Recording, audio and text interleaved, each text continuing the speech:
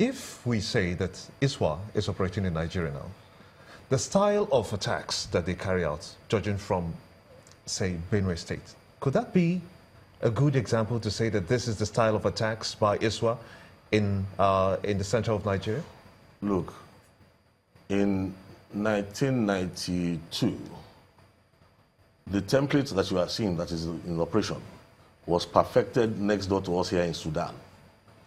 Two boys from very wealthy homes, Osama bin Laden and al-Zawahiri, they were the ones who perfected this franchise, the cell structure, the recruitment structure, sound administration. Let me tell you one of the legacies of Osama bin Laden that many people don't know. He was one of the first people to establish that, look, the radicalized elements strike far away from home.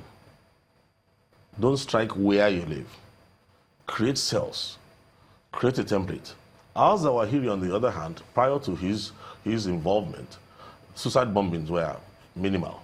He did all the legwork, did all the, the study, all the backup, and all the misinterpretations of the Quran to standardize suicide bombing.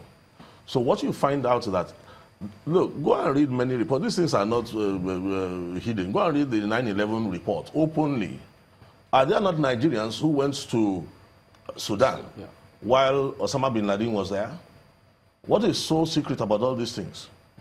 When on a shoestring budget and just with a lot of diligence and applying, some gumption, you can draw out all these things. It's all out there. So I don't understand what Nigeria's problem really is, apart from the fact that what is helping this thing to move is the fact that we don't have any value for human life in the country. We've come to that point in time where all over the nation, what is facilitating this thing is that after all the tears has gone, a lot of the politicians you see right now, while they are crying over what is going on, the world starts and ends for them in 2019. And they only start breathing afterwards. So the kind of full attention we need to pay to this thing to solve it, I can tell you something, the chances that we can muster what it will take, and I can tell you that the greatest opponent of why we cannot solve this thing is the political class. Because I was going to stretch that a little bit when you said, you thought that you had done enough for Plateau. No, we had a lot of us. We were all working hand in hand. I mean, there are so many unnamed people across this nation who've sacrificed so much to take care of people, to help, to try and see what can be done. But when you see there's a pattern, we've told you, it works by infiltration. It has a head even in education. It infiltrates society. So where are you going to handle this thing from except you have a core of patriots, serious-minded people who see that this thing is exploiting Nigeria's problems. Nigeria is a unique country. The whole world is waiting for us to solve this thing. If we solve it here, the rest of the world will be free from it. So is it then possible, because there's a school of thought that believes that this entire thing is like a targeted attack at Nigeria to keep it divided so that Nigeria does not come together? When did Nigeria come together? If you understand what I call failure engineering, when Nigeria was put together, what is happening in Nigeria is what we call a deterministic chaos.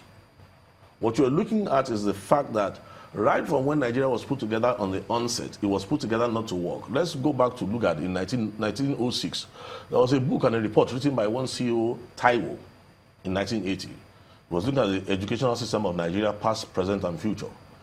As of 1906, southern Nigeria was 50 years ahead of northern Nigeria in education. By the 1980s, it was 75 years ahead.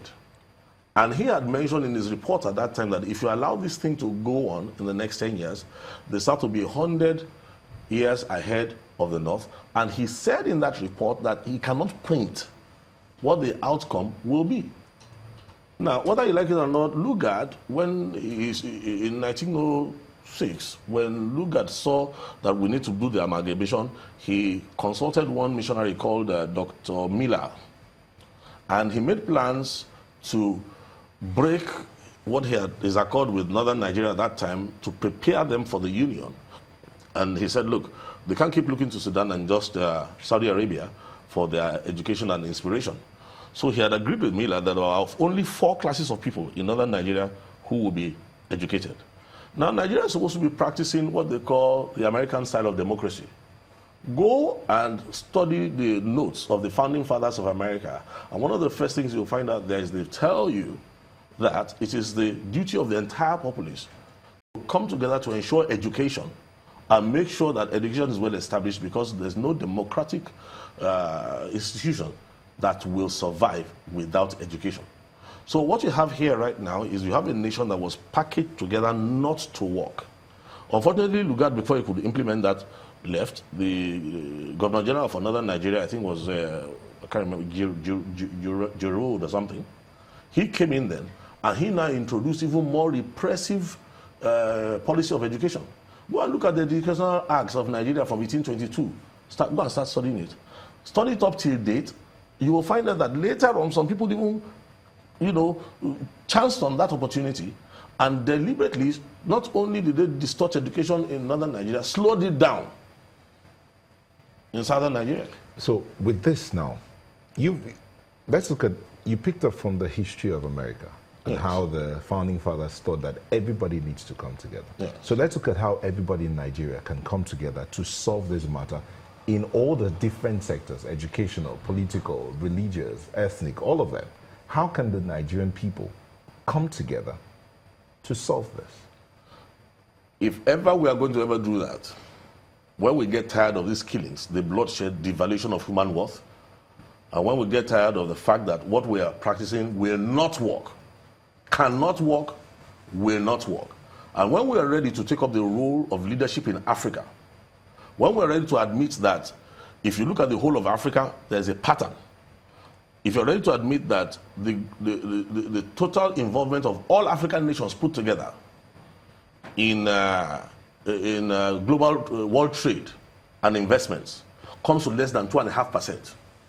When you come to the point where you realize that we are just living in a delusion, an illusion, and a graph that keeps going in a particular way because it was programmed to do so, then we will be ready for what you're talking about.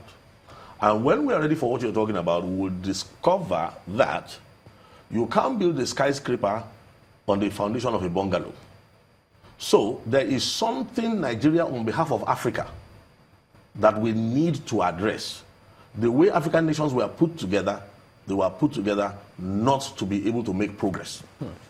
We'll talk about solutions, but could you tell us, I mean, I know you've talked about this several times, what is the ultimate intention of these actions of theirs? There's nothing new about what you're looking at. It's a well-documented thing everywhere else in the world apart from Nigeria. This is the global resurgence of a supremacist ideology that covers itself with a theology. It is domination, global domination. And we seem to be the only country that doesn't want to admit that this is the objective. Right from the year 2000, I remember the late Emeka Omerua, may God bless his soul, who was at a meeting when he was already shouting that, look, this thing is an attack against the whole of Nigeria. The country was in denial for so long. I remember one Inspector General of Police who finally, was it about 2006 or so, began to admit that they were catching people with plans, drawings, pictures of locations in Nigeria, taking them out of the country for study. If you really want to trace this thing, its trail is so obvious. The easiest thing to do in Nigeria right now is to fish out the local people who are involved in the global conspiracy. Those who've been infiltrated. It's not difficult.